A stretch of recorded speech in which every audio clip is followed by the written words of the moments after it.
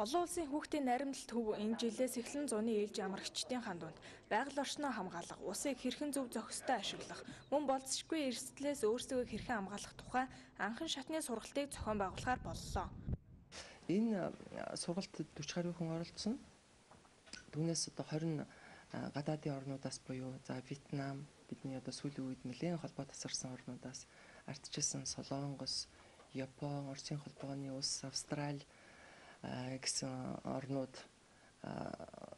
бүлгийн удирдагч нараа ирүүлж оролцож байна. За манай орноос бүх аймаг орон нутагт ажиллаж байгаа хүүхдийн цуслангийн бүлгийн удирдагч нар 20 гаруй хүн хамтран оролцож бүхэл сургалтынх нь арга хэмжээ англи хэл дээр явагдахаар онцлог.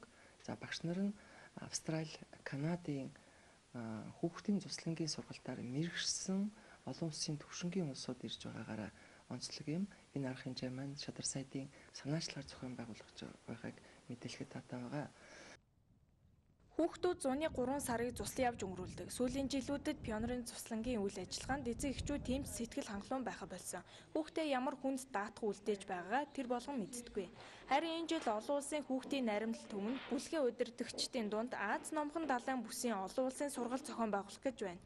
Энэхүү сургалтаар бүхий л аймаг сундад үйл ажиллагаагаа явуулж байгаа цуслангийн сургагч багш нарыг хамруулнаа. За энэ зуны ээлж болгон өөр ингэсэн онцлогтой. За мэдээч хэрэг зуны дэлгэр цагтай холбогдуулж бид нар байгаль орчноо хамгаалах сэдэв бол манай байнгын сэдэв байна. Өнөөдөр байгаль орчноо хамгаалах, ус цахилгаанаа хэмнэлтэд зарцуулах талаар хүүхд багчуудаа бид нар сурчлагаагаа хөгжүүлнэ.